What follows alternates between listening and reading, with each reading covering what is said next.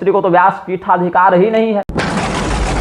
रामभद्राचार्य के कारण, कुमार विश्वास के कारण, मुरारी बापू के कारण हम जैसे शास्त्रवादियों को बार बार प्रताड़ित किया जा रहा है। स्वामी श्री भागवतानंद जी कौन है? कौंडिन्य महर्षि के गोत्र में उत्पन्न शाकद्वीपीय ब्राह्मण हमने।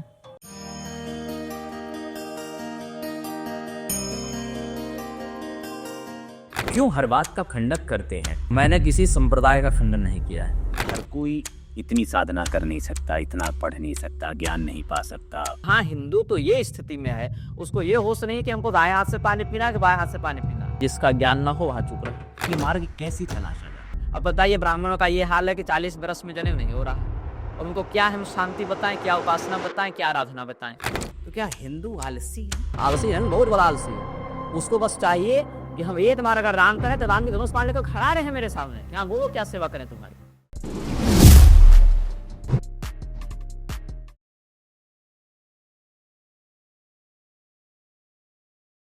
नमस्कार, धर्म कर्तव्य परंपरा और मर्यादा के साक्षात्कार सीरीज में आपका स्वागत है।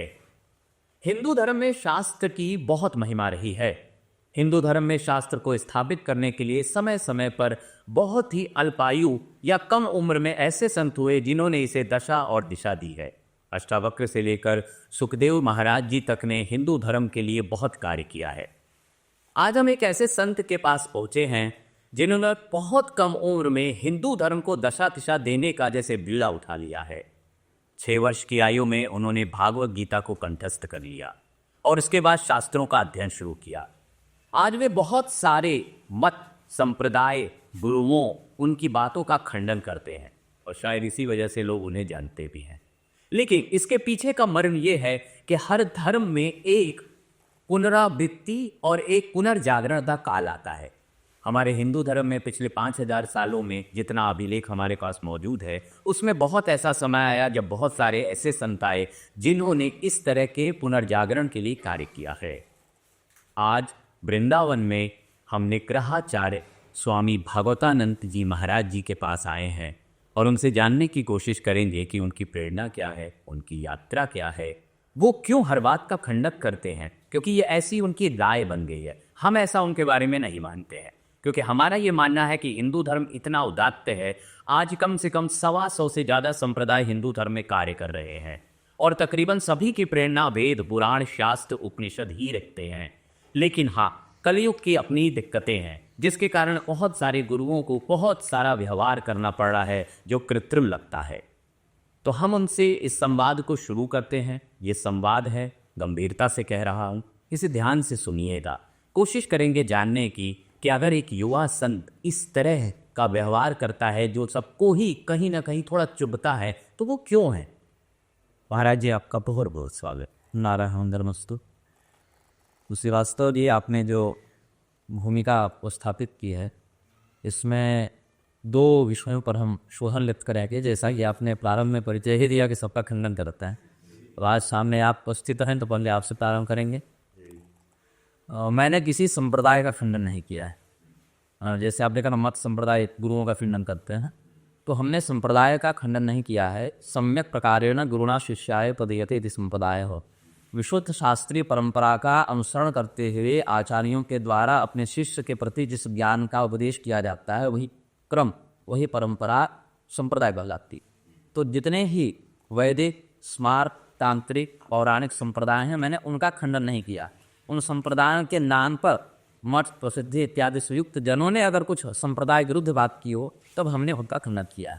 ये पहली बात। और दूसरी बात, हमारे नाम के विषय में लोगों को थोड़ा भ्रम हो जाता है, क्योंकि स्वाभाविक भी है। हमारे नाम में भागवतानंद नाम नहीं है, श्री भागवतानंद नाम। जैसे कि श्रीनिवास, श्रीकांत, श्रीदेवी, ऐसे संत, श्रीधर, श्रीपति। तो श्री जो है वो श्रीमान वाला विशेषण नहीं है, लक्ष्मी वाला है, संज्ञात्मक श्री है। जैसे हम श्रीवास्तव, हाँ, ये आप श्रीवास्तव ऐसे। तो ये स्पष्टता बहुत ज़रूरी थी। और जो कि हमारे सारे साक्षात्कार धर्म के मूल को समझने की कोशिश ही होते हैं। तो महाराज जी, मेरा पहला सवाल आपसे ये होगा, प्रश्न होगा, स्वामी श्री भागवतानंद जी कौन है? कौंडिन्य महर्षि के गोत्र में उत्पन्न शाकद्वीपीय ब्राह्मण हमने। इस जन्म में इस शरीर की संज्ञा श्री भागवतानंद गुरु। हमारे पूर्वज हजारीबाग के राजा के राजगुरु हुआ करते थे। वहाँ पद्मागढ़ है, पद्मा महाराज कहते थे उनको। पद्मा क्षेत्र में उनकी राजधानी थी। राजधानी अभी भी, अब तो शासन परिवर्तित हो गया, वंश तो अभी भी है। तो हमारे पूर्वजों को गया जी से बुलाकर उन्होंने जमींदारी दी थी। तो हमारे पूर्वज उनका मार्गदर्शन किया करते थे। हमारे पूर्वज भगवती शक्ति के बड़े सिद्ध साधक हुए थे और आरमोक्त विषयों में उनकी बड़ी ईश्वनाथ रति होती थी। तो कुछ तो पूर्वजों का आत्मरथ, कुछ माता पिता का तपोवत संस्कार, कुछ दैव विभाषित पूर्वजन्मादिक संस्कार, ये सब कुछ एक साथ प्राप्त हुए। और प्रत्येक जीव किसी न किसी प्रारंभ को लेकर आता है, किसी न किसी भव्यतम्यता को पूर्ण करने। उसी भव्यतम्यता के निमित्त जो भी देह हमें प्राप्त हुआ, इसका नामकरण माता पिता ने शिवरालोकान गुरु किया। और नामकरण संस्कार तो ऐसे बच्चे के जन्म के 10वें दिन किया जाता है, लेकिन मानसिक भाव हमारे पिताजी ने हमारे जन्म से पूर्व ही बना लिया था। जैसा क्यों बताते हैं कि हमारा जो हमारी जो संतान होगी और पुत्र होगा, ऐसा उन्होंने भाव बनाया पहले, और हम उसका यह नाम रखेंगे, तिथि पर ले कर लिया, उसको ऐसे घोषित करें। तो जन्म जब हमारा हुआ उससे पूर्व ही जब हम गर्भ में थे, तो जैसा कि हमारे बाल्यकाल के साक्षात्कारों से ही आप सब जान चुके हैं, हमारे माता पिता ने, ऐसे तो उनका पूरा जीवन ही तपोमय रहा, लेकिन विशेष करके गर्भजननी साधना इत्यादि जो गर्भस्थ शिशु के प्रवर्धन के लिए होती है, वो सब उन्होंने यथासार्थ विधान से किया था, जिसमें श्रीमद् भागवत का पाठ और श्रीमद् भगवत गीता का अनुसरण, उपनिषदों का अनुसरण, ये सब नित्य भगवान नाम संकीर्तन, ये सब वो करते रहते थे।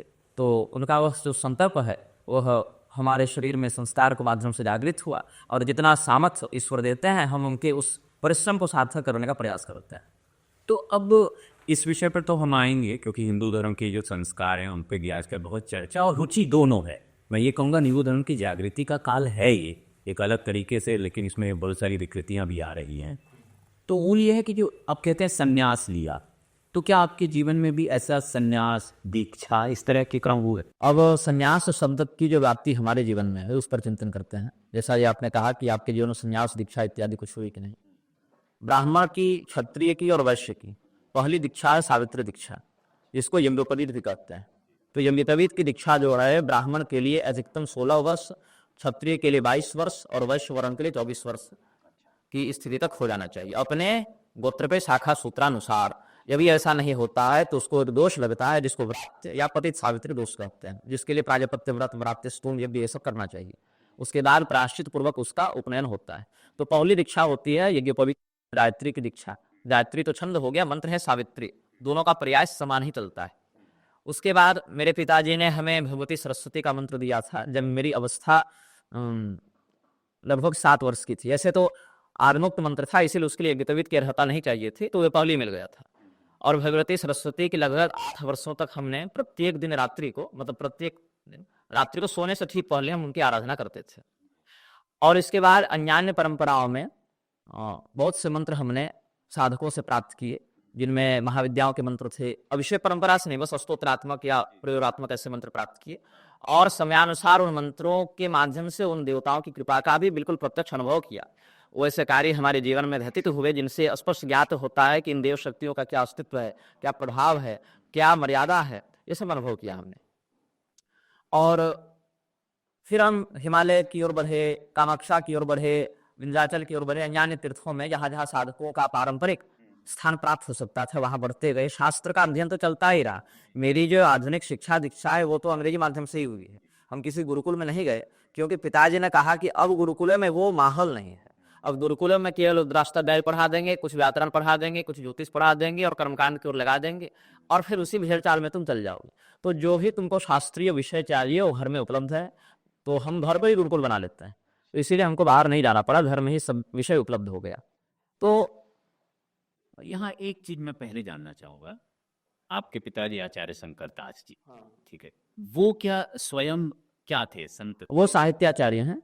हाँ, कामेश्वर सिंह विश्वविद्यालय है दरभंगा में, वहाँ से उन्होंने साहित्य में आचार्य किया था, और श्रीमद् भगवत गीता, ब्रह्मसूत्र, उपनिषद इत्यादि पर उन्होंने बहुत गंभीर अध्ययन किया, और अपने पूरे जीवन को एक सदगृहस्थ के रूप में उन्होंने व्यतीत किया। मैंने उनके जीवन से 2 बातें सीखी हैं।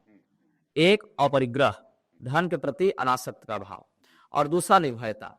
अपने पास कुछ हो चाहे ना हो, अगर हम सत्य के पक्ष में हैं तो फिर हम उससे भिड़ जाएंगे। तो 2 बातें, संतोष और निर्भयता, ये हमने अपने पिताजी से सीखी। विनम्रता और भगवान के प्रति शरणागति, ये हमको माता जी से मिली। विनम्रता मतलब माता जी ने कहा कि अगर तुम किसी रिक्शे से जा रहे हो, तुमने 20 रुपया दिया, 10 रुपया किराया हुआ, उसने 10 रुपया वापस किया, तो तुम उसको धन्यवाद बोलो तब वापस आओ। तो ये विनम्रता होनी चाहिए। लोगों के मन में मेरी छवि उग्र और अहंकारी की है, लेकिन वो तभी तक है जब तक मुझसे मिले नहीं है। अन्यथा मेरे घर में अगर कोई मजदूर भी काम कर रहा है, तो जो हम स्वयं भोजन करेंगे वही उसको कराएंगे, जैसे हम अपने मित्रों के साथ व्यवहार करेंगे वैसे उससे करेंगे। तो ये सब माता जी से हमको प्राप्त हुआ, विनम्रता और शरणागति माता जी से, निर्भयता और संतोष पिताजी से। जो संत देख रहे हो उनको लगा ये उल्टी बात कह रहे नहीं नहीं, मिले नहीं है ना। मेरा कोर वही होता है जहां पर हम बिल्कुल स्पष्ट रूप से जिम्मेदार व्यक्तियों के द्वारा अशास्त्रीयता का प्रसार होते देखते हैं। कोई मूर्ख व्यक्ति कहे तो हमको फर्क नहीं पड़ता, अंतर नहीं पड़ता, लेकिन अगर कोई प्रतिष्ठित व्यक्ति का स्वरूप बनाकर, यहाँ पर भगवान का सूत्र हमको याद आता है, यद्यदाचरति श्रेष्ठस्तत्त्वदेवितरोजना सयत्रमानंद रूपे लोकस्तवेनो वर्तते, कि हे अर्जुन, जो भी व्यक्ति समाज में आदर्श के रूप में प्रतिष्ठित हैं, जिनके अनुगमन सैकड़ों हजारों लोग कर रहे हैं, जिनका अनुगमन, अगर वो कुछ गड़बड़ करे तो संसार भी उन्हीं के अनुसार गड़बड़ करने लगता है। इसीलिए प्रतिष्ठित व्यक्तियों को विशेष करके अपने वाणी का, व्यवहार का, चरित्र का ध्यान रखना चाहिए। तो उसके बाद हमारी परंपरा ऐसे तो शाक्तों की ही थी, बीच में कुछ कालक्रम में वो साधनाएं गुप्त हो गई थी, तो सामान्य जो यज्ञोपवीत इत्यादि वो सब तो चलती रही परंपरा, लेकिन जो विशेष करके आगमोक्त विधान से आराधना पद्धति हमारे कुल में थी, वो 2-4 पीढ़ियों तक बाधित रही। और फिर मतलब 2-3 पीढ़ियों के बाद सीधे मेरे पिताजी भी साधक वाले जीवन में आए। बाकी तो जमींदार से अपना जमींदारी में रहे, तो यज्ञोपवीतादि की परंपरा ये सब तो बची रही, लेकिन अब जो साधनात्मक मुख्य तपस्यात्मक व्यवहार है वो थोड़ा क्षीण हो रहा था। तो मेरे पिताजी का जन्म हुआ कुल में, और उनकी कृपा से फिर हमें वह संस्कार बना बनाया मिल गया, तो हमको उतना परिश्रम नहीं करना पड़ा जितना परिश्रम मेरे पिताजी को करना पड़ा। तो अब एक चीज तो सर्वविदित है कि 6 वर्ष की उम्र में आपने भगवत गीता का गीता तो ऐसे 4 वर्ष की अवस्था से हम बोल रहे थे, 5 वर्ष की अवस्था से हम पेपर में थे। सबसे पहला जो मेरा साक्षात्कार है वो रांची एक्सप्रेस अखबार में छपा था 2002 में, और 2000 जो आप 6 वर्ष वाली बात कर रहे हैं वो डिजिटल मीडिया में हम 6 वर्ष में आए। तो अब मैं समझना चाहूंगा कि इसके बाद की जो यात्रा रही, कि तब भी ऐसा माता जी का भी एक विवरण कहीं मिलता है कि जब वो स्तनपान कराती थी तो और गीता का उच्चारण, तो आप हंसते थे, दूध नहीं पीते। हाँ, ऐसा मतलब ये माता जी बताती। कूद के पाँव पालने में दिखने लगे थे। लेकिन इसके बाद तो शास्त्र वाली आपकी यात्रा रही, और जिस अधिकार से आज आप सारी बातें कहते हैं वो क्या रही? वो कैसे रही? देखिए, शास्त्र की बात तो बर्फ से जुड़ी हुई है, जैसा कि पता ही है आपको। और मेरे पिताजी बताते हैं कि मेरे मुख से सबसे पहले ओंकार का ही उच्चारण हुआ था। जब मैं पहला उच्चारण शब्द का किया तो ओंकार ही था। और मेरे पिताजी जो हैं वो हमारे माताजी को, हमको गांव में ही छोड़कर फिर रांची आए हुए थे तपस्या के लिए, तो उन्होंने 3 वर्ष लगभग श्रीमद् भागवत का पारायण किया। वो यजमान के लिए नहीं किया, हनुमान जी को ऐसे सुनाते थे और पाठ करते थे। बाद में जब उनका पारायण लगभग पूरा होने वाला था तो हम लोग को फिर वो अपने पास बुला लिए। वहाँ से फिर उन्होंने शिक्षा इत्यादि अपने माध्यम से देने का प्रबंध किया। और फिर हमारी जब प्राथमिक शिक्षा दीक्षा है 2 वर्षों तक वो डीएवी ग्रुप में हुए, लेकिन डीएवी ग्रुप चूंकि आर्य समाजी है तो वहाँ सैद्धांतिक टकराहट होने लगी हमारी। फिर पिताजी वहाँ से ले गए। ये बेटे उन्होंने मेरे निःशुल्क शिक्षा का प्रबंध किया था, वहाँ फीस नहीं देना पड़ता था मुझे। और उन्होंने कहा कि हम तो आगे जहाँ तक हमारा संस्थान एफिलिएटेड वहाँ तक पढ़ाएंगे, लेकिन वो सैद्धांतिक टकराहट के कारण पिताजी ने कहा कि अब हम पैसा देकर पढ़ाएंगे लेकिन अपने से पढ़ाएंगे। फिर वहीं पर रांची में एक विद्यालय था, उस समय तो छोटा था तो बहुत बड़ा हो गया, लेडी केशवराय मेमोरियल स्कूल, वही नामांकन करा दिया। तो आधुनिक शिक्षा वहाँ से मिली और शास्त्रीय शिक्षा पिताजी देते रहे। पिताजी बोले केवल अगर इधर देखोगे तो आधुनिक समाज से लड़ नहीं पाओगे, इससे लड़ने के लिए इसकी व्यवस्था भी समझनी आवश्यक है। तो पिताजी ने हमको उर्दू भी सिखाई, गुरुमुखी भी सिखाई, अंग्रेजी भी सिखाई, पिताजी ये सब पढ़े थे। तो ताकि जब भी तुम कहीं उपस्थित रहो तो किसी मत के विषय में बिल्कुल निरीमूर्खता का अनुभव न करो। विशेषण भी भले न रहो लेकिन अनुभज्ञ ही न रहो, कम से कम सब कुछ का थोड़ा थोड़ा अनुभव होना चाहिए। तो जब हम सनातन धर्म के विषय के रखेंगे और कोई उसका विरोध करेगा अन्य मत मतांतर के पक्ष से, तो उनके विषय में भी कुछ जानकारी होनी चाहिए। तो धर्म पद भी पढ़ाया, बौद्धों को समझो, कुरान के ही विषय में बताया कि हाँ ये बात ऐसी लिखी, इसको भी जानो, बाइबल में ये लिखा ये जानो।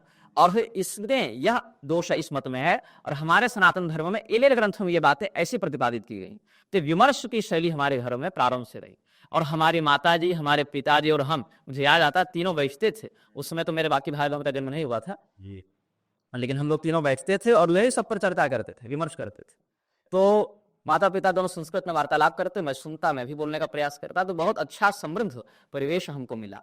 और निग्रहाचार्य के रूप में हम कैसे प्रस्तुत हो गए, इसके विषय में मैं एक आपको बात बताऊं। 2017 में हम पूरे शंकराचार्य जी के शिविर में गए थे और प्रशांत मिश्र जी हमको वहाँ पर लेकर गए थे और मतलब लेकर के आ गए थे। उनसे मेरा पैसे पूरा था तो बोले हम कहाँ मिले, तो बोले शंकराचार्य जी के शिविर में आ जाइए। तो ऐसे भेंट हुई थी, एक औपचारिक भेंट हुई और वहीं पर फिर बहुत से लोगों से हम मिले, जिसमें स्वामी त्रयंबकेश्वर चेतन ब्रह्मचारी जी हैं और बहुत लोगों से मिले और लगभग 40-50 हज़ार के ग्रंथ हम वहाँ से लेकर आए थे। वो कर्जा ले लेकर मैंने पैसे मांगे घर वालों से और इधर मित्रों से और कहा सारा ग्रंथ लेकर जाएंगे, पढ़ेंगे। तो अध्ययन होता गया, तपस्या दृढ़ होती गई और उसके बाद दीर्घ काल तक वनवास हमने किया। तो पहले जंगल में बड़ा डर लगता था, तो एक दिन वन में थे और बड़ा भय लगा तो हनुमान जी को याद किया, वन उपवन मग गिर गृह माहे तुमरे बल हम डरपत नाहि। और हनुमान जी का ऐसा अनुभव किया हमने कि फिर उसके बाद से आज तक भय नहीं लगा। वो निर्भयता जो है हनुमान जी ने वो स्थापित कर दी हृदय में। फिर निग्रहाचार्य के रूप में हम कैसे आए, तो एक दिन सानुभूत हमको हुआ मन में। मेरे एक मित्र ने पूछा कि आपका आचार्य नाम क्या है, आप कौन से आचार्य हैं? तो हमारे मुख से निकला मैं निग्रहाचार्य हूँ। बोले ये क्या होते हैं? तो मुझे कुछ पता नहीं था। ये बात लगभग 2017 की है, 17 के फरवरी महीने की है। तो मैंने कहा मैं निग्रहाचार्य हूँ। बोले ये क्या होता है? फिर मुझे नहीं पता। क्या संप्रदाय है? मैं बोला नहीं पता। कौन सी देवी है? नहीं पता। क्या मंत्र है, क्या सिद्धांत? नहीं पता। बस इतने अनुभूति है कि पूछ है, सत्ता मात्र से उसका अनुभव कर देना है, लेकिन वो चिंगारी बहुत छोटी सी है, उसको समझने के लिए मुझे तपस्या बढ़ानी पड़ेगी। मैं हूँ इतना पता, लेकिन वो क्या है, क्यों है, कैसा, ये नहीं पता। तो हम तपस्या करने के लिए चले गए शिवरी नारायण क्षेत्र में। वहाँ महानदी के तट पर हम रहते थे और जब करते थे और उसके बाद महानदी में मुख पर्यंत जल में घुसते, बस नासिका ऊपर रहती थी श्वास लेने के लिए, और मुख पर्यंत जल में घुसकर घंटों तपस्या करते थे। तो सत्र में फिर भगवती आई और उन्होंने इंग्रज संप्रदाय का जो यंत्र है वो प्रदान किया। वो यंत्र हमें प्राप्त हुआ, लेकिन उस यंत्र की पूजा कैसे करनी है, उसका क्या देव विग्रह है, आवरण है, कुछ पता नहीं था। बाद में शक्ति संगम तंत्र का जो है हम अध्ययन कर रहे थे, तो हमको ज्ञात हुआ कि निग्रह संप्रदाय निग्रहागमों पर चलता है। उसका संदर्भ हमको वहां मिला। तो मेरी जिज्ञासा और बढ़ी कि मैं इसको जानूं कि मैं कहाँ से आया हूँ, मेरा क्या कर्तव्य है, मेरा क्या औचित्य है इस संसार में, क्या स्थान है, क्योंकि अब शास्त्रीय संदर्भ मिल रहे हैं। फिर हमको निग्रह संबंधी जितने भी प्रधान मंत्र थे, स्तोत्र थे, प्रयोग थे, देवता थे, उनका अनुभव होने लगा। कुछ को शास्त्र से पढ़ा और जो शास्त्र में नहीं मिलते थे उनके लिए भगवती को जपते थे और फिर स्वप्न में उनका बोध होता था। तो कई बार ऐसा हुआ कि स्वप्न में भगवती ने बताया और उसके विषय ने फिर 1-2 वर्षों के बाद किसी ग्रंथ में मिला। अच्छा, वो हमने विज्ञान प्राप्त किया स्वप्न में, उसका यहाँ पर प्रमाण मिलता है। तो इसमें आदित्य पुराण में चेतावनी दी हुई है कि कलयुग में बहुत सी शक्तियां भटकाने के लिए तरह तरह के सपने दिखाती हैं। तो उसमें कौन सा देवता के द्वारा बताया गया है, कौन सा भ्रम है, कौन सा संस्कार है, वो परखना बड़ा कठिन विषय हो जाता है। सपना में तो देख ले हम शंकराचार्य बन गए, तो बन नहीं जाएंगे ना। तो उस स्वप्न में भ्रम है कि निर्देश है, ये पकड़ना बहुत सूक्ष्म विषय होता है। तो हमको ही 100 बातें सपने में पता चले, लेकिन उस पर ध्यान नहीं देना। जो परीक्षित विषय है उसका स्पष्ट बोध हो जाता है। जैसे जयहुरी हीरा और कांच में अंतर पकड़ लेगा तो उसका अनुभव भगवती करा देती है। उसके बाद आषाढ़ कृष्ण दशमी को हमको निग्रह मंत्र प्राप्त हुआ, पंचबीजात्मक, और वहीं पर कहा गया कि तुम अमुक व्यक्ति से जाकर अमुक स्थान पर ये मंत्र ग्रहण कर लेना। तब उसके बाद हम वहां से उमगा पहाड़ गए। उमगा पहाड़ औरंगाबाद जिले में, बिहार में है। वहां पर हम बचपन में से जाते जाते हैं, 6 वर्ष से ही जा रहे हैं, और वहां के भगवती बड़ा प्रेम करते हैं हमसे। तो वहां तपस्या कर रहे थे, 15 दिन लगभग रहे। फिर हमने खोजा कि ये जो सपने में हमको दिखे वो कौन है, कहाँ है। तो उनका फिर संदर्भ ज्ञात हुआ। फिर उनका नंबर हमने निकाला, फोन पर बात की, तो उन्होंने कहा कि भाई एक बात तो मुझे नहीं पता कि तुमको क्या मिला है, तुम पहले मिले हमसे तो हम चर्चा करेंगे इस पर। तो फिर हम उनकी खोज में हिमालय गए और बड़े बीमार थे उस समय हम, फिर भी वहाँ पर गए और उनका दर्शन हुआ। वो श्री अमृतानंद सरस्वती जी हैं जो हमारे दीक्षा गुरु हुए, और वो कामाख्या परंपरा से दीक्षित हैं, और उनके गुरु जी हुए स्वामीश्वर निगमानंद सरस्वती जी जो श्रृंगेरी परंपरा से संन्यास्त थे, और तारापीठ से ही इनकी परंपरा श्री बाबा खेपा जी से जुड़ी हुई है। तो मुझे उनके इस विषय में नहीं ज्ञात था, पहले मिले भी नहीं थे। तो उन्होंने कहा कि लगभग वर्षों से हम तुमको नजर रखे हुए हैं, और राममुद्राचार्य वाले प्रकरण में वो नजर रखे हुए थे। तो उन्होंने मुझसे बहुत से विषयों में साधनात्मक प्रश्न किए और हमने उनका उत्तर दिया तो संतुष्ट हुए। फिर उन्होंने कहा कि हम तुम्हारा वाम मार्ग से अभिषेक करेंगे, और हमने कहा वाम मार्ग में हमारी सांस्कारिक रुचि नहीं बनेगी, तो दक्षिण मार्ग से हमारा अभिषेक आप करें, क्योंकि वह भी विधा शास्त्रोक्त है और संप्रदायुक्त है। तो हट कर दिए कि नहीं, मैं तो वाम मार्ग से दूंगा। हमने कहा दक्षिण मार्ग से दीजिए। फिर वो क्रोधित हो गए, परीक्षणार्थ वो क्रोधित हो गए। क्योंकि फिर वो बोले कि अपरिपक्वावस्था में किसी को कोई भी सपना देख कर आएगा, बोलेगा दीक्षा दे दो, तुम देंगे नहीं, तो पहले तुम्हारी पुष्टि होगा। फिर उन्होंने अपनी साधना से अपने गुरुजी से संपर्क किया, किसी विद्या का आश्रय लेकर, और उनके गुरुजी ने मेरी अनुशंसा जब कर दी कि नहीं भाई लड़का झूठ नहीं बोल रहा है, वो वास्तव में उस संप्रदायुक्त मंत्र से अधिकृत है, आप बस जो कहा जा रहा है संस्कार के लिए वो कर दे, भगवती ने उसको आदेश देकर भेजा है। तो ऐसा जब परीक्षण उन्होंने कर लिया, तब फिर उन्होंने श्रावण पूर्णिमा को वही हिमालय में ही हमारा शाखाभिषेक किया और हमें मंत्र प्रदान किया, अपने सामने लघु पुरस्करण करवाया, वो हवन इत्यादि करके मंत्र जागृत हो गया। फिर उन्होंने आदेश दिया कि तुम जाओ अब इस मंत्र का अधिकाधिक जप करो, और जब इतने लाख जप हो जावे तो फिर मेरे पास पूर्णाभिषेक के लिए आना। तो फिर वो हम गए, अलग अलग स्थानों पर जप किया, उसमें तपस्या पूरी की, फिर गुरु जी के पास गए, फिर पूर्णाभिषेक हुआ, फिर और इतना जप हो, फिर आगे के क्रम पर हम बढ़ेंगे। तो कामाक्षा जी में ब्रह्मपुत्र के तट पर सूर्यास्त का स्नान करके संध्या करके फिर हम एक पैर पर खड़े होते थे, अब आप घर जपते थे, और फिर प्रातः काल स्नान करके गायत्री संध्या करके फिर ऊपर शहर में कमरे पर चले जाते थे। तो रात भर बेंगल में और दिन भर शहर में ऐसे रहते थे, और ऐसे महीनों रहे। उसके बाद फिर गुरु जी को कहा कि ये सब मेरा हो गया है, अब जितना आप कहे थे उतना पढ़ लिया, उतना स्तोत्र कर लिया, उतना जप कर लिया और नियम से किया, अब आगे क्या आदेश है। तो उन्होंने फिर धीरे धीरे करके महासाम्राज्य पर्यंत की दीक्षा हमें प्रदान कर दी। जहां उनका महासाम्राज्याभिषेक हुआ था वहीं पर हमारा भी उन्होंने किया, और कहा कि ज्ञान मार्ग में संप्रदायिक तो जितना तुमको विषय जानना था वो तुम स्व संप्रदाय के विषय में विज्ञ हो चुके हो, अब जब तक जीवन है जपते रहो, भजते रहो, भगवती उसका तो कोई अंत है नहीं। ये जो पूरी यात्रा है, ये क्या, जैसे हम देखते हैं एक बच्चा जब गुरुकुल में जाता है करीब 16-18 साल, वहाँ सारी चीजें करता है, प्रस्थानत्रयी से शुरू करता है, फिर आगे अध्ययन करता है, फिर गुरु चयनित कर देता है तुम ये करो ये करो। तो ये जो पूरी यात्रा, क्योंकि देखिए समझिएगा, आप इस विषय को गहरे से समझ रहे हो और बहुत सारे साधक जो इसे देख रहे हो वो भी समझ पा रहे हो, आम लोग बिल्कुल नहीं समझ पा रहे होंगे कि हम क्या क्या बोल गए। और आपके बहुत सारे वीडियो में कहते हैं कि महाराज जी अच्छे तो लगते पर समझ नहीं आता बोल क्या रहे हैं। तो थोड़ा सरल करके कि ये जो साधना का पथ होता है वहाँ संकेत कैसे मिलते हैं, ठीक है, गुरु कैसे ढूंढा जाता है। आजकल गुरु को शिष्य नहीं ढूंढता है, शिष्य में ये बता नहीं को गुरु खोजे, इसको समझिएगा। गुरु अपने शिष्य का चयन स्वयं करता है। शिष्य तो अंधा है ना, उसके पास आंख ही नहीं, वो कहाँ भटकेगा। अगर शिष्य गुरु को खोज रहा है तो बड़े जल्दी भटकेगा, क्योंकि उसके बस से बस संभाल सकते। तो गुरु अपने अनुसार से शिष्य का चयन स्वयं करते हैं, ये शास्त्रीय बात है। हाँ, संयोग वियोग कभी भी हो सकता है, कोई कहीं मिल जावे, टकरा जावे, पूर्वजन्म के संस्कार। शिष्य को इस स्तर पे आना पड़ता है ना कि गुरु बुलाए। अच्छा, शिष्य के स्तर के अनुसार उसको गुरु मिलते हैं, आवश्यक नहीं कि एक ही गुरु आगे तक पहुंचा देगा। यहाँ तक हमने तुमको पहुंचाया, इसके बाद तुम अमुक गुरु के माध्यम से आगे बढ़ो। अर्जुन ने द्रोणाचार्य से भी शस्त्र विद्या प्राप्त की है, कृपाचार्य जी से ही प्राप्त की है, उदरश्री जी से ही प्राप्त किया है, 550 द्रोणाचार्य खोल दिए थे। तो वहां उसमें 5 प्रकार के पंचेते गोस्मृता आना, उसमें आप शैलाजिमों का अध्ययन करें, वहां 6 प्रकार के गुरु होते हैं।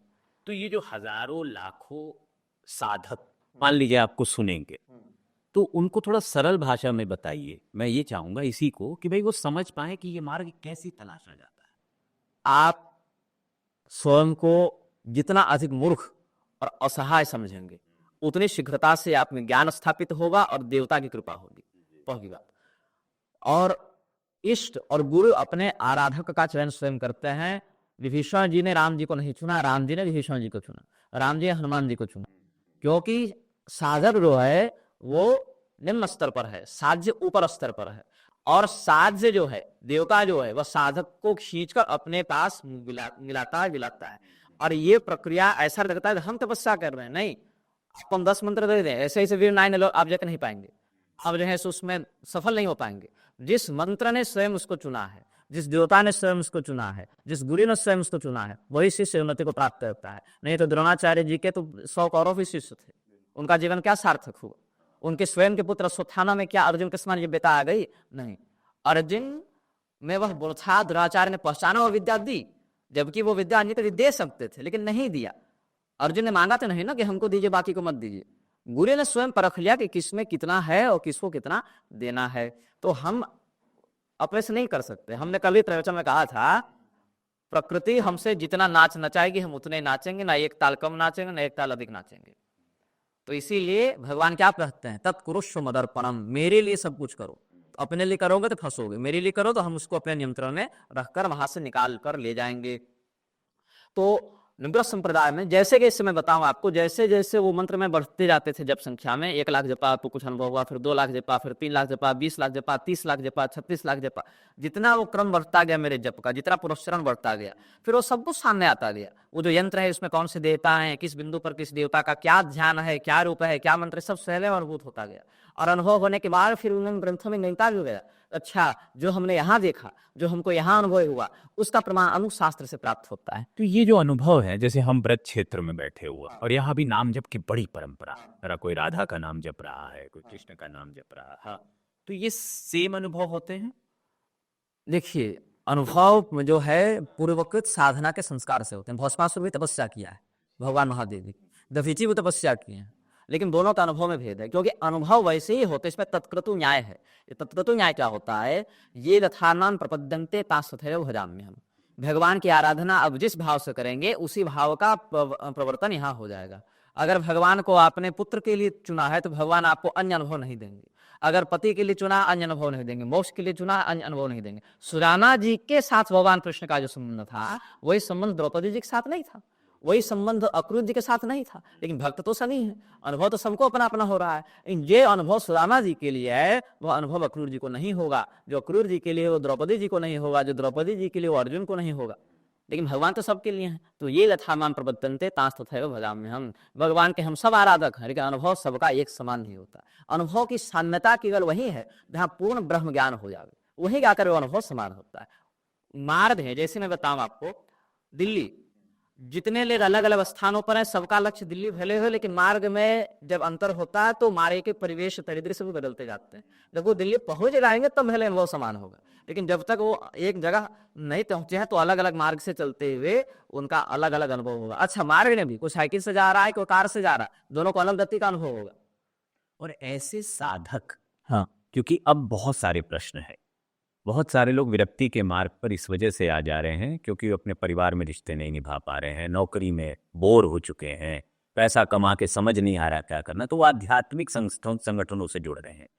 धार्मिक संगठनों में भी हजारों ऐसे युवक, बच्चे गुरुकुल किसी भी माध्यम से पहुंच रहे हैं, लेकिन एक भ्रम की स्थिति बनी हुई, बहुत बड़े भ्रम की स्थिति है कि हम सही मार्ग पे जा रहे हैं कि नहीं जा रहे हैं। द्वैत है, अद्वैत है, विशिष्टाद्वैत है, क्या है, कुछ नहीं समझ आ रहा है। स्वभावजेन कौन्तेय निबद्धस्वेन कर्मणा कर्तुम नक्षसि यन्मोहात् कृष्यस्य वशोपितत्। भगवान कहते हैं कि हे अर्जुन, हर व्यक्ति का जो स्वभाव है, स्वभाव कैसे मिलता है? पूर्व जन्मार्जित संस्कार को भोगने के लिए ईश्वर सबको एक स्वभाव सिद्ध करते हैं।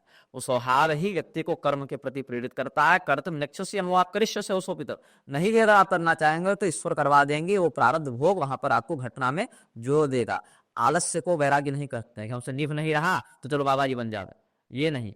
अर्जुन क्या कर रहे थे? कहे भीख मांग कर जीवन बिता लेंगे लेकिन युद्ध नहीं लड़ेंगे। स्वयं भोक्तुम भैक्षमपि ये लोके। भगवान कहे कि तुम युद्ध भीख मांगोगे तो सुदामा जी आते तुम्हारे बदले लड़ दे। वही सुदामा जी का जो काम है सुदामा जी करें। यद्यपि सुदामा जी भी यदृक्षोपपन्नेन है, भीख नहीं मांगते थे लेकिन विरक्त थे भाव से, वर्तमानो गृहस्थाश्रम में, लेकिन भाव से विरक्त थे, प्रशांतात्मा जितेंद्रिय।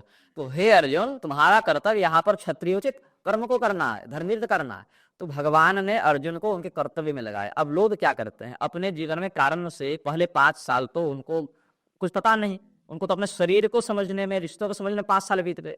5 साल से लेके 15 साल हुए, आधी नींद में रहे, माता पिता ने यूनिफॉर्म पहना दिया, बस्ता पहन दिया, विद्यालय पहुंचा दिया। 8, 9, 10 इत्यादि कक्षाओं में जाता है कि कुछ पता चलता है कि हमको जीवन में क्या करना है, नहीं करना है, पहचान क्या है, मित्र क्या है, शत्रु क्या है, हित क्या है, हित क्या हित है, मतलब पसंद नापसंद से बस वो पता चलता है।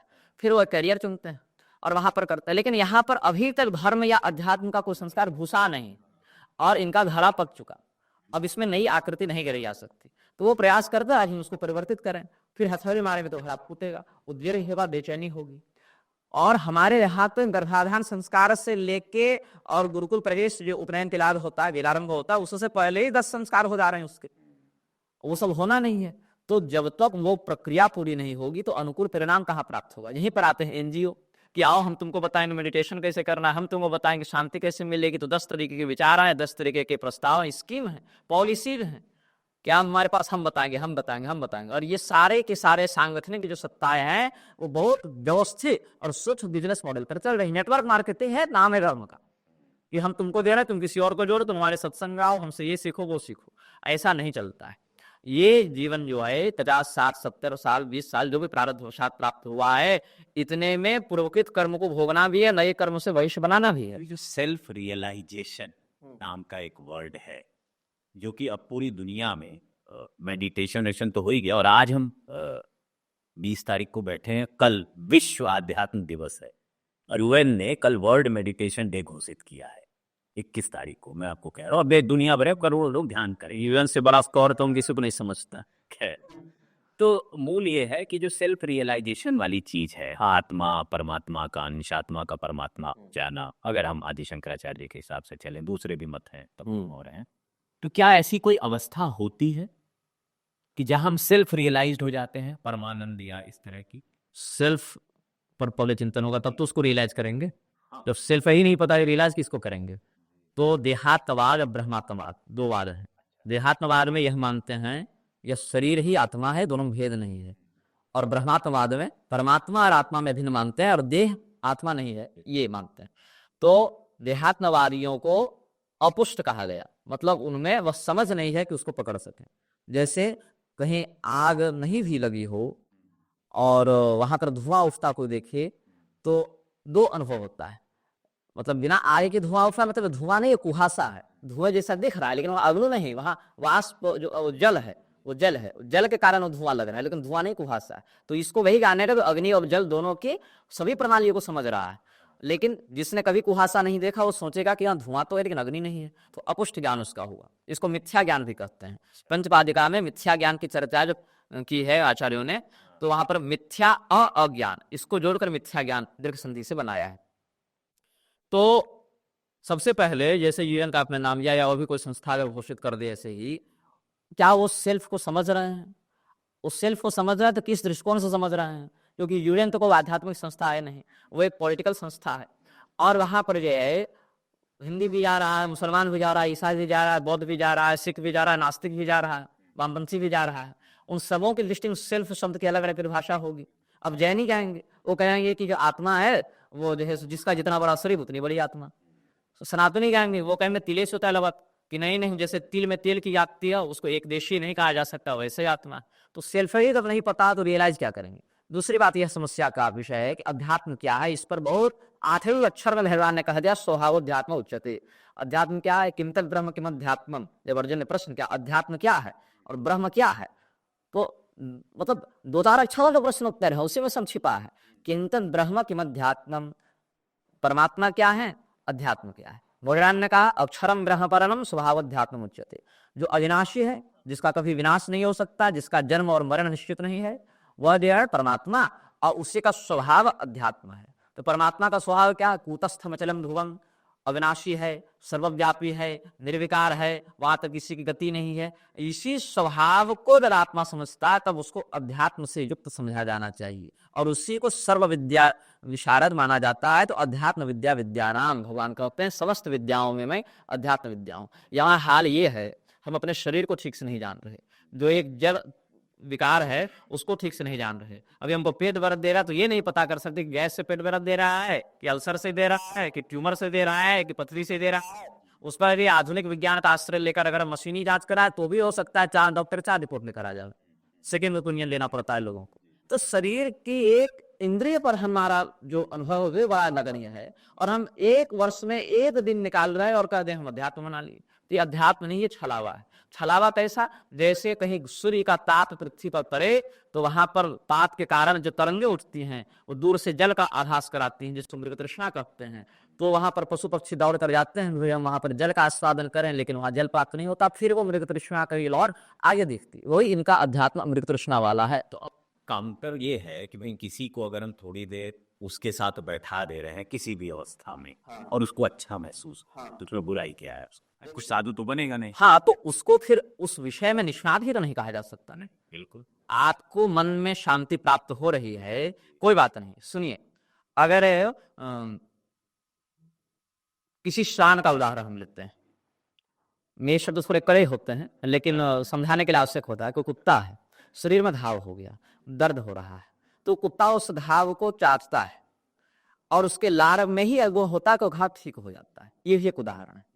दूसरा, वो कुत्ता जो है वो हड्डी को चबा रहा है। हड्डी को चबाते चबाते उसके ओंठ कट गए, उसके ओंठ से उसका खून निकलने लगा, और खून निकलने के बाद उस हड्डी में लगा तो उसको लगा इस हड्डी का खून है, इसको स्वाद लग रहा है, जबकि वो स्वाद उसको अपने खून से प्राप्त हो रहा है। तो यहाँ उसकी मूर्खता है। कुत्ता वही है, जीव वही है, लेकिन दोनों अवस्था में अलग अलग होगा। तो किसको क्या सुख प्राप्त हो रहा है, वही भाव आगे बढ़ जाएगा। किसको क्या सुख हो रहा है, उसके पीछे के कारण और परिणाम पर भगवान ने 3 श्लोक बताए गीता में। इस पर कहते हैं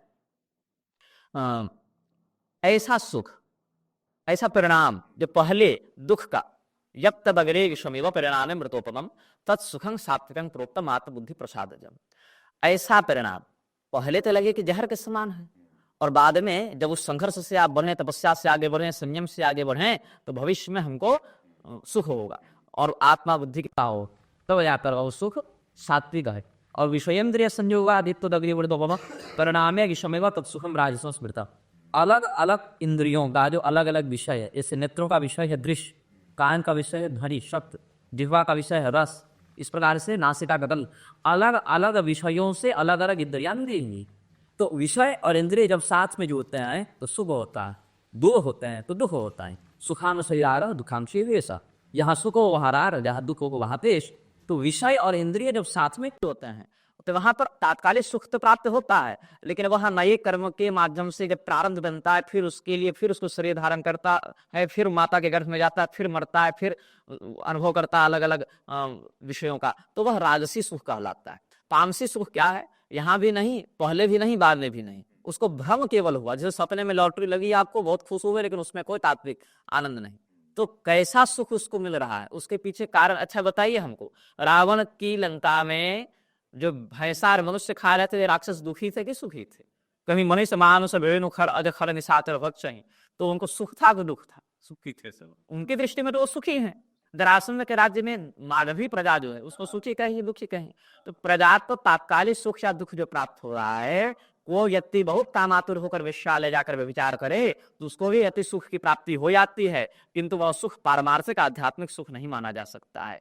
ऐसे ही बहुत सी ऐसी शक्तियां हैं जो मन को संबित शक्ति से युक्त करके स्तब्ध करते हैं। मन की स्तब्धता हो जाती है तो भटकाव कम होता है, तो उसको लगता है कि हम तो परम आनंद में हैं।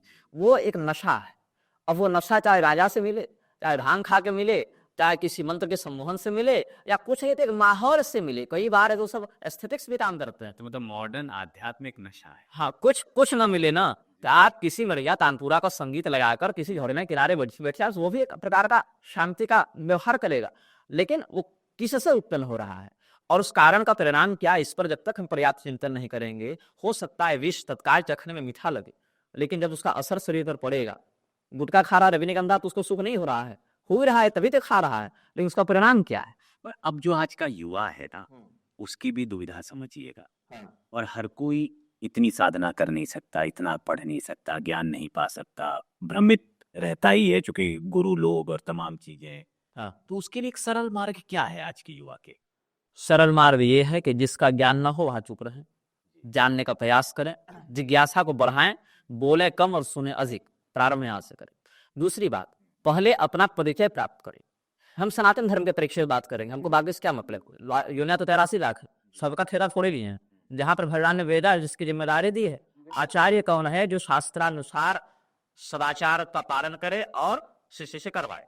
तो आतते यूर्य सत्येन आचार्य सकुले भवेत्, हमारे संप्रदाय में कहते हैं सत्य का आश्रय लेकर जो विचरण करे वही हमारे संप्रदाय में आचार्य बन सकता है। आप उसी से आचार्य नहीं बनते हमारे यहाँ। तो चतुष्पीठावतार ही निर्णितम ही कलयुगे अरते ही सत्यनाचार्य सकुलिम हो गए, ये सब भगवान कहते हैं।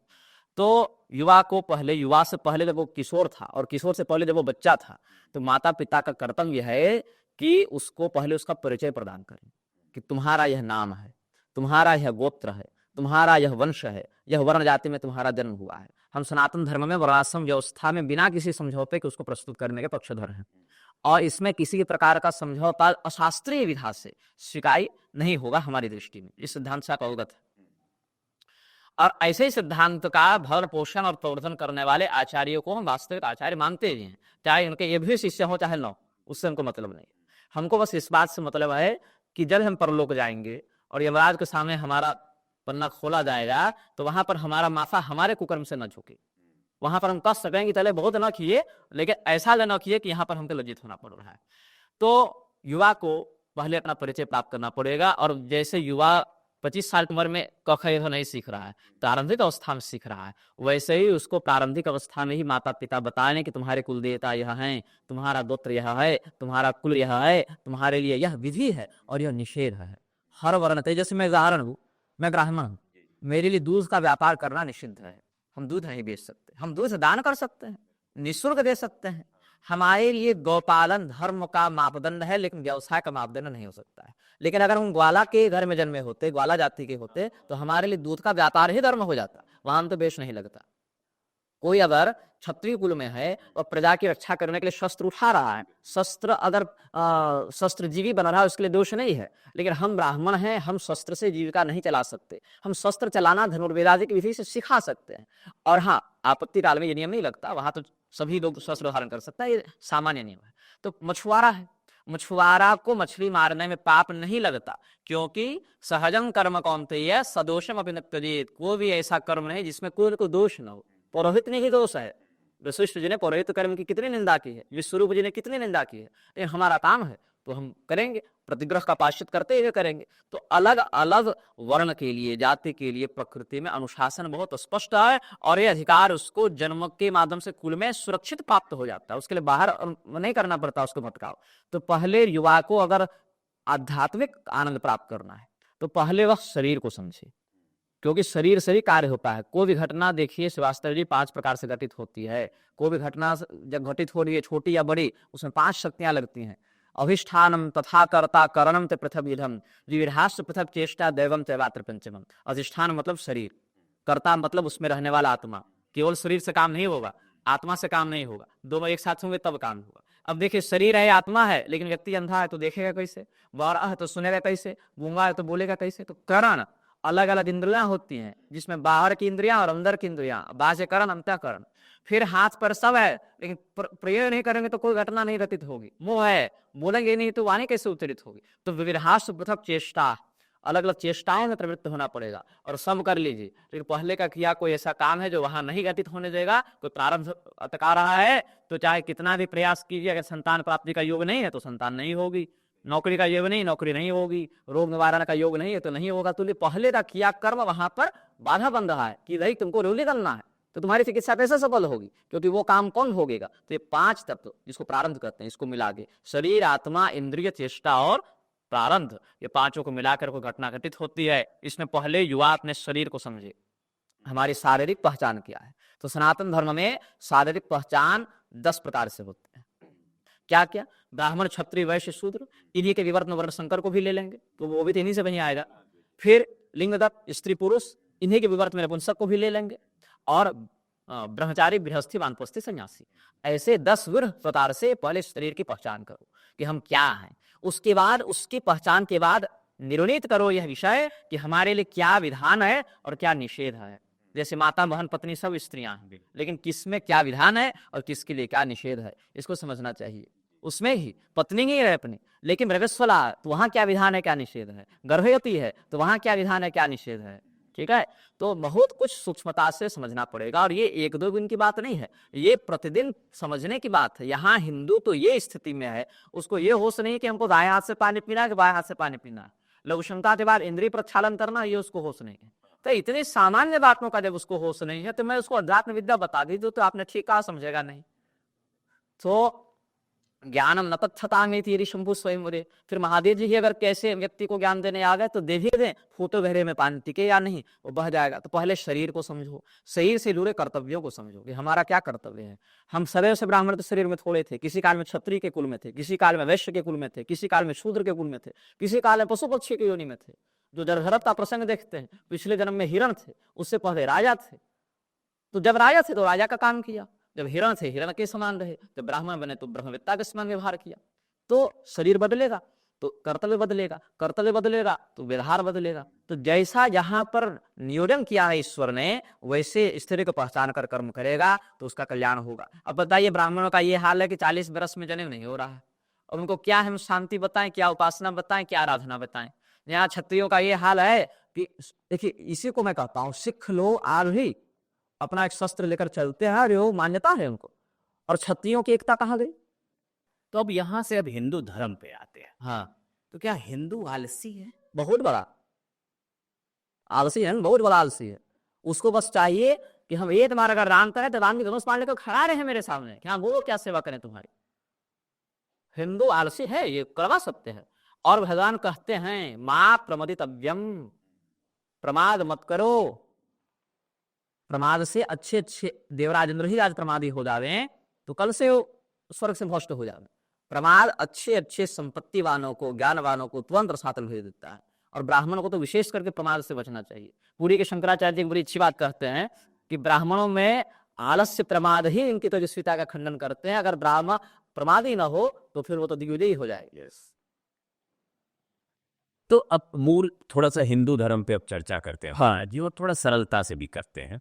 वेद, पुराण, उपनिषद, शास्त्र, ग्रंथ, ये तमाम चीजें हैं। वेद और पुराण के बीच में स्मृति, स्मृति, क्योंकि अभी स्मृतियां जलाई जा रही हैं। अभी मनुस्मृति को लेकर बहुत चर्चा रहती है, हमेशा रहती है राजनीतिक तौर। तो मूलतः सरल भाषा में किसी को अगर समझना हो कि वेद क्या है, पुराण क्या है, शास्त्र क्या है, उपनिषद क्या है, वेदांत क्या है, तो थोड़ा सा आप हमारे दर्शकों को थोड़ा ऐसे तो गंभीर विषय उठावा, लेकिन बहुत तब हाँ कि जिसको सरल परिभाषा कहे, ऐसे पंक्ति का उत्तर दूंगा। ऐसे शब्द समूह जिनको किसी ने लिखा नहीं, सोच कर बनाया नहीं, जो अभी तो केवल जिनका अनुभव किया, इस सृष्टि की व्यवस्था का निर्धारण करने वाले ऐसे शब्द समूह जो परमात्मा के द्वारा सीधे उपदिष्ट किए गए, किंतु जिसको किसी ने बनाया नहीं, लिखा नहीं, वही वेद है। इनको निगम भी कहा जाता है। इनका पर्याय शब्द निगम है, श्रुति ही कहा जाता है। वेद, श्रुति, निगम ये सब पर्यायवाची शब्द हैं। तो हमारे यहाँ वेदों में दो विशेषता है। क्या है? अपौरुषेय है, स्वतः प्रमाण है। प्रमाण क्या है? वह ज्ञान जिससे हमको किसी तथ्य का निर्भ्रांत बोध हो जावे। इसको और सरल कर देते हैं, बिना किसी भ्रम के किसी विषय को हम ठीक ठीक समझ जावे, वह प्रमाण हो जाता है। प्रमायाकरण प्रमाण, वह ज्ञान प्रमाण है। और वेद क्या है? वेद स्वतः प्रमाण है। मतलब वेदों को प्रमाणित करने के लिए बाह्य स्रोतों का आवश्यकता नहीं है, अन्य स्रोतों को प्रमाणित करने के लिए वेद का आश्रय लिया जाता है। अब इस पर लंबी चर्चा हो सकती है, लेकिन इतना भी के लिए पर्याप्त है। वेदों का दूसरा क्या है? वैशिष्ट अपौरुषेय है। अपौरुषेय से तात्पर्य किसी व्यक्ति के द्वारा, व्यक्ति ने, देवता, मनुष्य, ऋषि सब आएंगे, उसको लिखा नहीं, उनको बनाया नहीं, किसी की निजी कल्पना वो नहीं है। ठीक है। हाँ, अब अलग अलग वैदिक मंत्रों के दृष्टा जो ऋषि हैं, उनमें क्या बात होती है? उन्होंने उसको देखा, अनुभव किया। जैसे हमने कोई बात आपको बता दी, वैसे परमात्मा की आराधना से उन्होंने वो बात सीधे वहां से जान ली। मुख्य जो सर्वर है ना ज्ञान का, ज्ञान क्या कहाँ धारण होता है? परमात्मा में। ज्ञान विभूति परम ब्रह्म, वहां से उसको अपने जितनी देश की तपस्या उतना प्राप्त कर। ये वेद हो गए। स्मृतियां क्या है? उन वेद के रहस्यों से युक्त होकर जिन ऋषियों ने, मनु ने, प्रजापतियों ने, देवताओं ने या मनुष्यों ने भी जिन जिन धर्म शास्त्रीय संविधानों का उपदेश किया, वो स्मृतियां हो जाती है। स्मरण कर करके, स्मृति मतलब स्मरण कर करके जिन वैदिक सिद्धांतों को व्यवहारगत सदाचार के माध्यम से उपदिष्ट किया कि हाँ वेद का यह मत है, तो तुम्हारे ये क्या है, इसमें इसको व्यवहार में कैसे लाओगे? तो वही सबसे पहले भगवान मनु ने कहा, मनुस्मृति, और उही के साथ साम्यता रखते हुए अलग अलग देवताओं ने, जैसे कि विष्णु स्मृति, यम स्मृति, बृहस्पति स्मृति, अलग अलग ऋषियों ने जैसे याज्ञवल्क्य स्मृति और पराशर स्मृति, शंख स्मृति, वशिष्ठ स्मृति, व्यास स्मृति, ये सब, और फिर मनुष्य ने भी लल्लाचार्य की लल्ल स्मृति है, ये सब भी लिखी गई। और उसमें ये बात ध्यान में रखते हैं, स्मृतियों, वेदों तो व्याप्ति में भेद नहीं होता कि मतलब सभी युगों में, सभी लोकों में वेद अक्षुण अखंड ही रहते हैं, उनमें फेरबदल नहीं होता, एक अक्षर बिंदु का भी नहीं होता। लेकिन स्मृतियों में अलग अलग युगों के आधार पर कुछ कुछ भेद होता है कि हाँ ठीक है, सत्य युग है तो लोगों के संस्कार मानसिकता कुछ और है, तो यहाँ अमुक अमुक स्मृतियों की प्रधानता है।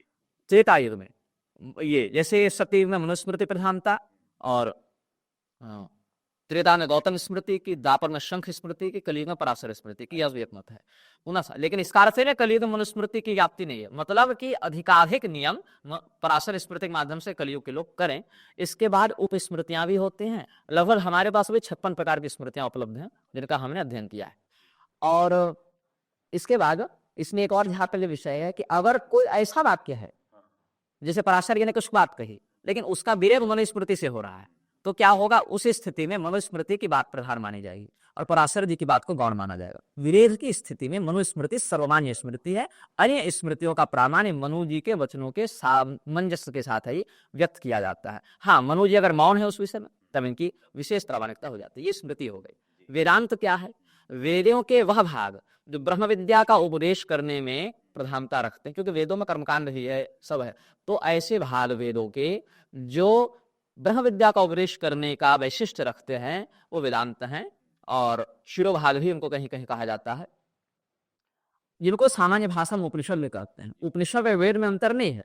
जैसे हाथ और शरीर में क्या अंतर है? शरीर का एक भाग हाथ है, शरीर का एक भाग मस्तक है। वैसे वेदों के विभाग है, मंत्र संहिता, ब्राह्मण भाग, आरण्यक भाग, ये सब उपनिषद ये सब वेदों के ही अवयव हैं। इसके अलावा वेदों का एक अंग शास्त्र भी होता है जिसको वेदांग कहते हैं, जिसमें 6 शास्त्र आते हैं। हाँ, ज्योतिष है और ज्योतिष नेत्र है, मुख व्याकरण है, ये सब है ना। तो उसमें 6 शास्त्र हैं: छंद शास्त्र, शिक्षा शास्त्र, निरुक्त शास्त्र, कल्प शास्त्र, ज्योतिष शास्त्र, व्याकरण शास्त्र। सब शास्त्रों की बात आती है। इसके अतिरिक्त अर्थशास्त्र, दर्शन शास्त्र, ये सभी शास्त्र ही कहलाते हैं। आयुर्वेद ये उपवेद में आ जाते हैं। आयुर्वेद, गांधर्ववेद, धनुर्वेद, स्थापत्य वेद, ये सब उपवेद में, चारों वेद के 4 उपवेद हो गए। और फिर दर्शनों आते हैं। दर्शन में 3 दर्शन, आस्तिक दर्शन, नास्तिक दर्शन और मिश्र दर्शन, जिनमें सामान्यतः आस्तिक नास्तिक ही मान लेते हैं। तो आस्तिक दर्शन में 6 हो गए, उधर नास्तिक में जैन बौद्ध चारवाद, फिर अर्ह पक्षपात आजीवक, कैसे भी आ जाते थे। तो आस्तिक दर्शनों में न्याय, वैशेषिक, सांख्य, योग, पूर्व मीमांसा, उत्तर मीमांसा। तो उत्तर मीमांसा को वेदांत दर्शन भी कहते हैं, पूर्व मीमांसा को जो है सो जो याज्ञिक दर्शन जो कर्म सिद्धांत से लेकर चलते हैं, जैमिनीय दर्शन, ये सब भी कहते हैं। तो ये दर्शन शास्त्र हो गए। पुराण की बात है। अब पुराण क्या है? वेद व्यास जी के द्वारा लिखे गए ऐसे शब्द समूह, ये करुषे हो गए भी, ऐसे शब्द समूह जिनमें 5 लक्षण प्राप्त होते हैं, वो पुराण है। तो ये 5 लक्षण क्या है? सर्गश्च प्रतिसर्गश्च वंशो मर्मंतराणि च वंशान च विगम च पुराण 5 लक्षण। सर्ग मतलब ये सृष्टि सबसे पहले कैसे बनी, मतलब उस अव्यक्त परमात्मा ने अपने आप को किसी रूप में तो अभिव्यक्त किया होगा, किसी रूप में तो वह मेरे को सब हुए होंगे, निराकार साकार हुए होंगे। उसकी प्रणाली जो है वो सर्ग है। पुनः फिर यह सृष्टि आगे कैसे बढ़ी, इसको प्रतिसर्ग कहते हैं। जैसे प्रजापति हुए, देवता हुए, मनुष्य हुए, पशु पक्षी हुए, कीड़े मकोड़े सब हुए, प्रतिसर्ग हुआ। फिर वंश, देवताओं का वंश, ऋषियों का वंश, राजाओं का वंश, ये सब हो गया, ये वंश हो गया, इसका वर्णन। मनवंत काल विभाग, जैसे दिन रात है तो दिन रात मिला के वर्ष बनता है, वर्षों को मिलाकर युग बनते हैं और युगों को मिलाकर मनवंतर बनते हैं। तो एक मनवंतर में मनुष्यों के अनुसार देखें तो 30 करोड़ 84 लाख वर्ष होते हैं।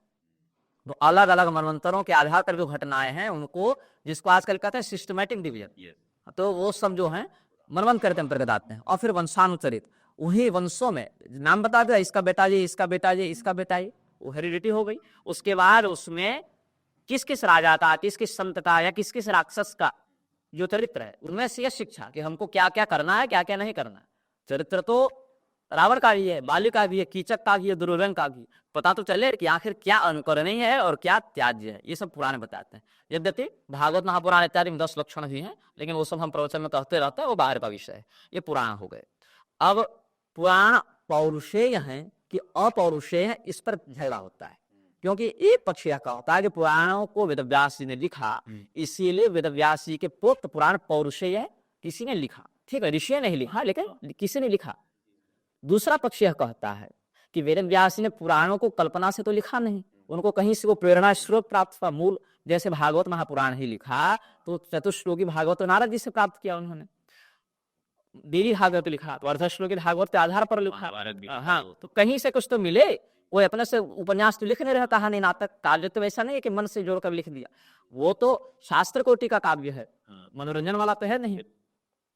तो पुराण, मत्स्य पुराण के अनुसार ब्रह्मा जी के मुख से जब वेद तो मंत्र प्रकट हो रहे थे तो पुराण ही प्रकट हुए हैं साथ में। और पुराण सूत्र रूप में संक्षिप्त, जैसे 7 श्लोकों में गणेश पुराण, 4 श्लोकों में श्रीमद् भागवत, ये सब जो सिद्धांत वो प्रकट हुआ, उस सिद्धांत को हम समझ सकें इसके लिए फिर वेदव्यास ने उतनी कथाओं का आश्रय लिया, उतना विस्तार किया उसको। तो वो बीज था, अब पौरुषेय है, उसी को वृक्ष बनाया गया तो पौरुषेय। 18 पुराण जो है, 18 पुराण प्रधानता से हैं। हाँ, उसका उप पुराण है, औप पुराण है, स्थल पुराण है, ऐसे तरह के 70-72 हो जाते हैं। 18 पुराण में ये अलग-अलग संप्रदायों की सूची है। जैसे वैष्णव संप्रदाय में जो है शिव पुराण को मानते हैं, लेकिन वायु पुराण को नहीं मानते हैं। गणनाम प्रमाण मानते हैं, लेकिन वो 18 की सूची में नहीं मानते हैं। तो श्रीमद् भागवत वैष्णव प्रधान ग्रंथ है, वहां पर वायु पुराण को नहीं गिना है, शिव पुराण को गिना है। और देवी भागवत में शिव पुराण का नहीं गिना है, वायु पुराण को गिना है। लेकिन है दोनों ही प्रमाण। इसमें फिर एक और है, हरिवंश पुराण का नाम नहीं है, लेकिन वो महाभारत के खिल भाग के रूप में स्वीकृत है। ये सब है। तो 18 प्रधान पुराण, और इसमें देवी भागवत, हरिवंश इत्यादि को भी अंतर्हित कर लेते हैं। और इस बाद सुंदर ग्रंथ भी आशुतोष भट्ट लिख रहे हैं, देवी भागवत की महापुराणत्व विषय पर, शायद 1-2 महीने बाद प्रकाशित होगी। तो यद्यपि वो भी हमारे विरोधी रहे हैं, लेकिन अच्छा काम कर रहे हैं, तो हमने नहीं कोई अभी आपत्ति की नहीं है, क्योंकि ये समय देश काल तय का हाँ मन विरोध में तो खंडन मंडन चलता रहता है लोग का। तो जो बात है पुराणों की, लगभग हमने अभी तक 33 पुराणों का अध्ययन किया है, और लगभग 10 पुराणों का अंशतः अध्ययन किया है। समग्रता से नहीं, अंशतः अध्ययन किया है। उसमें बहुत से हैं।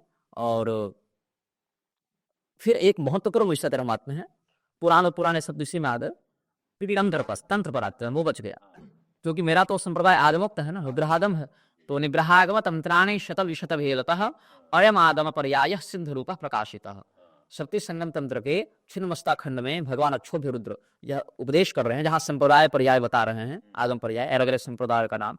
तो उसी क्रम में आगे बढ़ते हुए कहते हैं, निग्रहादम जो है, निग्रह संप्रदाय के अंतर्गत वो जो आते हैं, उनमें 300 ग्रंथ हैं, 100 तंत्र और 200 उपतंत्र। तो वैसे 300 ग्रंथों का ये पूरा संप्रदाय है। तंत्र को डिस्कस, हाँ तंत्र क्या, वैसे शस्त्र तंत्र मंत्र, हाँ सरल भाषा में समझ लेते फिर। यंत्र स्वरूपात्मक है जी, मंत्र ध्वन्यात्मक है, तंत्र क्रियात्मक है। ये सरल तंत्र भाषा है। थोड़ा सा और खिलते हैं। यंत्र देवता का आधार है, उसी आधार पर देवता के विग्रह का प्राकट्य होता है।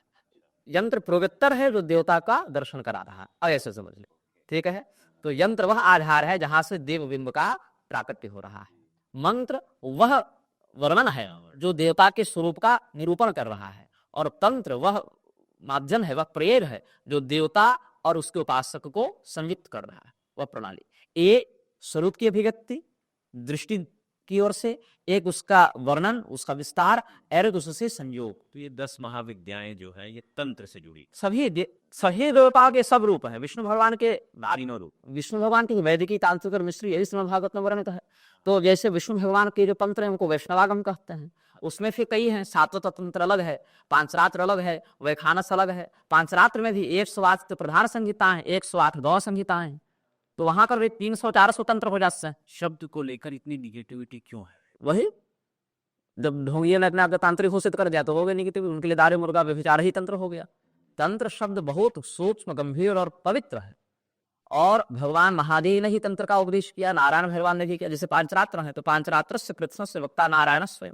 वैखानसागम है, वहां पर विखना मुनि ने, विष्णु वखर संभूत ब्रह्मा विखना मुनि, उन्होंने वैखानसागम का प्रवर्तन किया। तो जो तिरुपति में पूजा होती है वो वैखानसागम से होती है, वो तांत्रिक की पूजा है। और जो स्वयंवन में होती है वो भी तांत्रिक की पूजा है, पांचरात्र से होती है। जितनी कामाक्षा में और विंध्याचल में सब जो पूजा हो रही है सब सातक। देखिए समाज में महाराज जी हर धर्म को लेकर एक जनरलाइजेशन है, ठीक है, एकदम सामान्यीकरण लोग कर लेते हैं, तंत्र और एक होते हैं। नहीं, अघोर मत तंत्र के समष्टि रूप में एक व्यष्टि रूप है। अघोर मार्ग भी है, वैष्णव मार्ग भी है, उसमें फिर अलग अलग श्रद्धाओं के भी। सातवें में ही पंचमकार के कल्प प्रारूप, यज्ञिक प्रारूप और प्रत्यक्ष प्रारूप। कहीं प्रत्यक्ष मदिरा है, कहीं पर मदिरा के बदले नारियल पानी का प्रयोग करते हैं, जिसमें हम लोग आ गए। कहीं केवल यौगिक प्रारूप है जो कुंडलिनी शक्ति से वहां अमृतस्राव, जो देहरा बाबा इत्यादि अमृतपान करते थे खेचरी मुद्रा का प्रयोग करके। तो वो सब अलग अलग प्रणालियां हैं। बस इतना है कि एक साधक और एक साध्य ये नहीं बदलते, साधन बदलते रहते हैं। यात्री और लक्ष्य नहीं बदलता, मार्ग बदलते रहते हैं। तो आदम जैसे उधर वेद है निगम, वैसे इधर आगम है जिनके अंतर्गत तंत्र आते हैं। आगम क्या है? आगतम शिव वक्तव्यो वतम च गिरिजास्मृतो मतम श्री वासुदेवस्य तस्माद् आगम उच्यते। ये एक परिभाषा। इसके अलावा और भी कई सारी परिभाषाएं हैं। इसमें एक क्या है, भगवान शिव के मुख से निकले और पार्वती जी के कानों में गए और विष्णु भगवान ने उसको मान्यता दी, प्रमाणिकता बताई कि हाँ ये बात सही है। तो ऐसे शास्त्रों को आगम शास्त्र कहा गया। ये एक शास्त्रीय मत प्राप्त होता है। तो ये तंत्र है। और तंत्र क्या है, वेद क्या है, आगम और निगम ये भगवती की दोनों भुजाएं, ये त्रिपुरा रहस्यमयी भगवती कहती हैं, और महाभारत जिसका व्याख्यान हम कर रहे हैं वहां भी कहती हैं आगमो निगमश्चैव द्वौबाहु मम शंकरो। हे श्री जी, आगम और निगम, वेद और तंत्र, ये दोनों मेरी भुजाएं हैं, और इन्हीं भुजाओं से हम अपने भक्त को उठाकर रक्षा करते हैं। तो इसीलिए वैदिक मर्यादा और तांत्रिक मर्यादा दोनों के अनुसार व्यवहार करते व्यक्ति को सदाचार करना चाहिए। इनका विखंडन करने वाला मेरे हाथों को काटता है, फिर हम उसकी रक्षा कैसे करेंगे, ऐसा समझना चाहिए। अब एक सवाल अचानक मेरे दिमाग में आ गया, हम इतनी गूढ़ चर्चा कर रहे हैं, ये जो भगवान है, एक तो भगवान कौन, पहला, ठीक। दूसरा ये किसने निर्धारित किया कि ये 5 भगवान होंगे, 10 भगवान होंगे, 20 भगवान होंगे? वेद से हमें पता लगा, हमें कहाँ से पता लगा कि हमें शिव है कौन है, ब्रह्मा कौन है, विष्णु कौन है, राम कौन है, कृष्ण कौन है, कहाँ से? भगवान शब्द की परिभाषा अलग अलग ग्रंथों में है, विष्णु पुराण इत्यादि में प्रधानता से बताया गया है। वह तो प्रत्यय लगता है भग शब्द में, तो भगवान शब्द बनता है। तो भग किसको कहते हैं? यहाँ इस संदर्भ में भग का अर्थ है ऐश्वर्य। ऐश्वर्य से समुद्र से वीर्य से सस्य है, ज्ञान वैराग्य संयुक्त, वो सही पकड़े आप। तो 6 प्रकार के दिव्य गुण को भग कहते हैं, और वो दिव्य गुण जिसमें व्याप्त हो उसको भगवान कहते हैं। तो भगवान शब्द एक उपलक्षण, एक उपाधि है। तो कई बार सदगुरुदेव भगवान ऐसे भी अवतारित देश है, हाँ भगवान, और या फिर वशिष्ठ भगवान ऋषि, अगस्त्य ऋषि, भगवान। तो भगवान एक सम्मानजनक शब्द है जो किसी ही ऐसे व्यक्ति के लिए लगाया जाता है, जो राजाओं के लिए ही भगवान आया है। भगवान प्राचीन वर्ही ऐसे आए ना, प्राचीन वर्ही के लिए। तो वहां पर भगवान शब्द जो है वो होता है इन ज्ञान वैराग्य ऐश्वर्य बल तेज अप्रतिहत आज्ञा, ये सब जिनमें व्याप्त हो उसको भगवान कहते हैं। ये शब्द की सबसे कमजोर परिभाषा होगी। अब थोड़ा और ऊपर उठते हैं। फिर भगवान शब्द उनके लिए लगता है जो वरदान और शाप देने में समर्थ है, निग्रह अनुग्रह का सामर्थ्य जिनमें होता है वो भगवान कहलाते हैं। किसी को तो बना दे और किसी को मिटा दे अपने प्रभाव से, ऊंचे को नीचे कर दे, नीचे को ऊंचे कर दे, ऐसा नियंत्रण सामर्थ्य जिनमें होता है वो भगवान है। तब देवराज इंद्र और वरुण कुबेर इत्यादि को भी हमने भगवान के नाम से कहा। और परिपूर्ण अर्थ जो है जिसमें कोई खंडन मंडन नहीं हो सकता, वो बिल्कुल सिद्ध अर्थ है।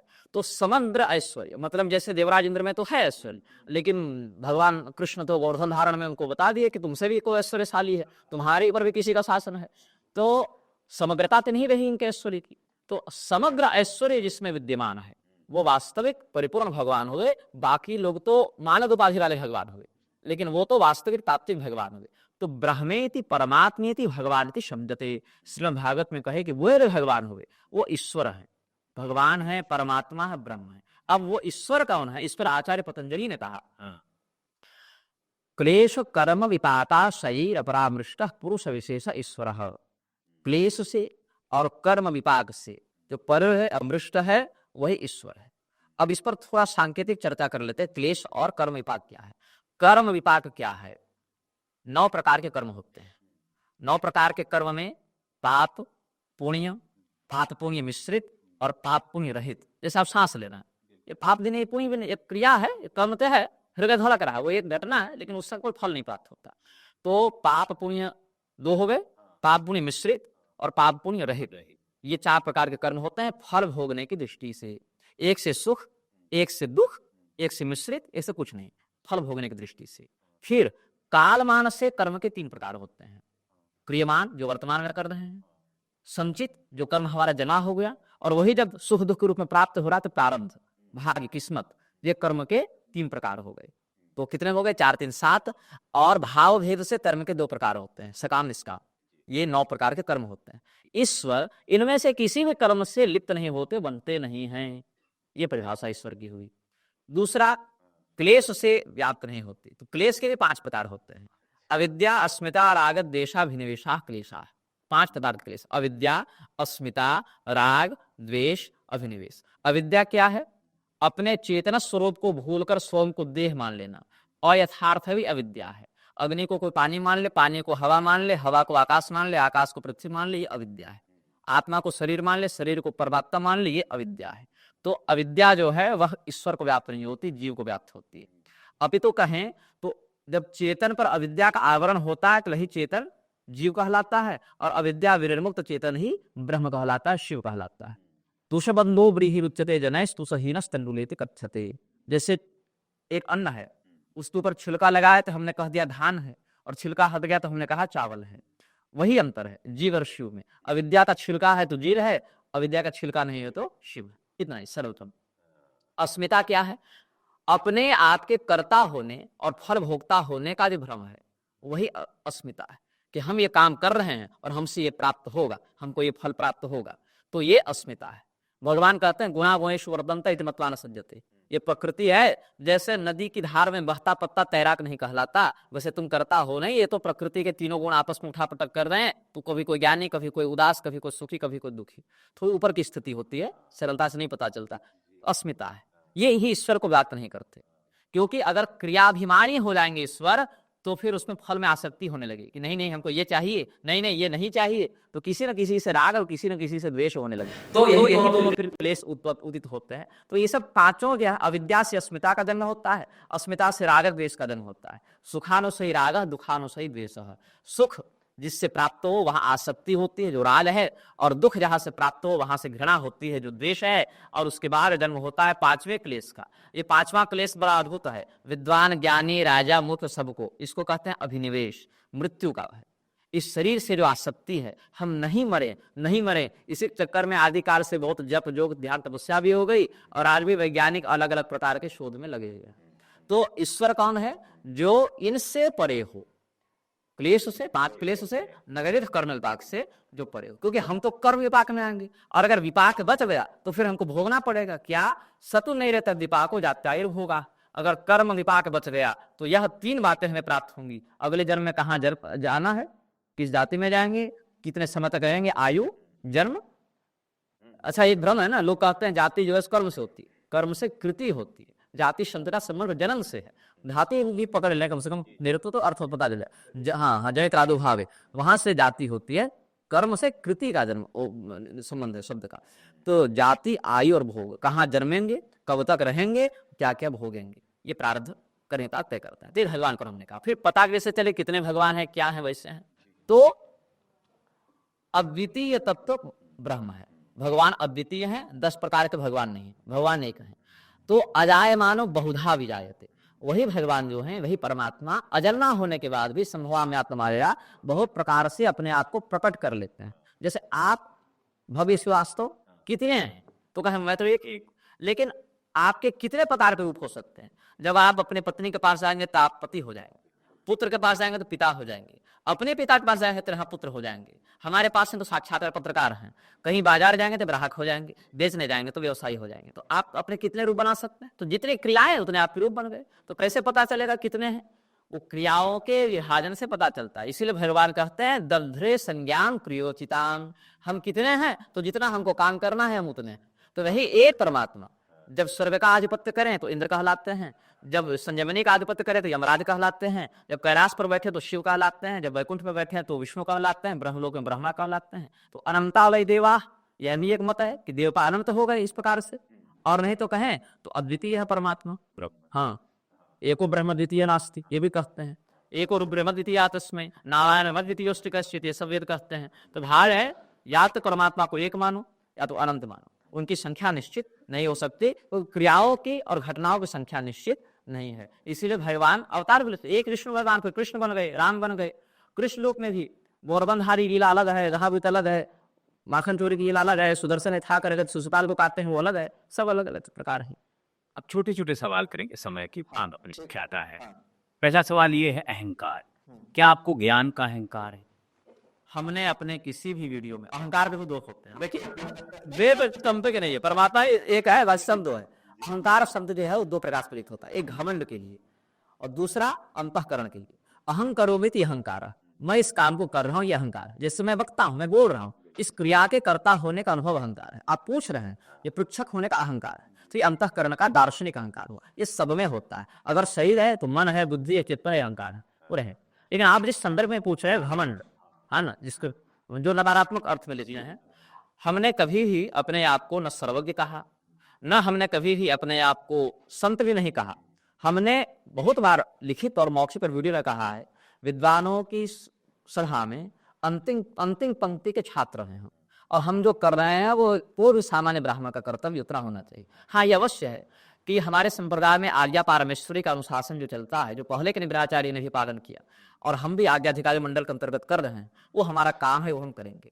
और वहां पर अगर हमारे शास्त्रीय तेजस्विता के आधार पर किसी को अहंकार का दर्शन हो रहा है तो इस पर हमारा नियंत्रण नहीं है, हम नहीं सुधार सकते किसी को। लेकिन अगर हमको अहंकार, अच्छा जरा आप मुझसे आज मिले तो हम क्या कर रहे थे? हम अध्ययन कर रहे थे। तो अहंकार अगर होता कि हम ज्ञानी है तो अध्ययन क्यों करते? अध्ययन तो वो करता कि जिज्ञासु हो, जिसको जानने की इच्छा हो। तो फिर आज के गुरु अध्ययन नहीं कर रहे हैं। आप जाइए लोगों के पास और पूछे कि कितना समय क्या कर रहे हैं। और ये स्क्रिप्टेड नहीं था कि आप आगे हम पढ़ रहे होंगे, ऐसा नहीं, वो तो स्वभावतः है। तो अध्ययन अगर वो कर रहे हैं तो क्या उस अध्ययन में वह समर्पण है कि नहीं है? परीक्षा आज है तो 100 विद्यार्थी तैयारी कर रहे हैं, सबों को एक समान नंबर क्यों नहीं आते? उस समर्पण के साथ, उस श्रद्धा के साथ आप शास्त्र को किताब मान रहे हैं कि रोजी रोटी का साधन मान रहे हैं कि शब्द ब्रह्म मान रहे हैं, ये देखना पड़ेगा। पर अब सांसारिक व्यवहार करना है सबको, हाँ। संसार में रहना है, बहुत सारे ऐसे प्रकल्प करने हैं जिससे लगता है मानव सेवा हो रही है। तो ऐसे में अगर कोई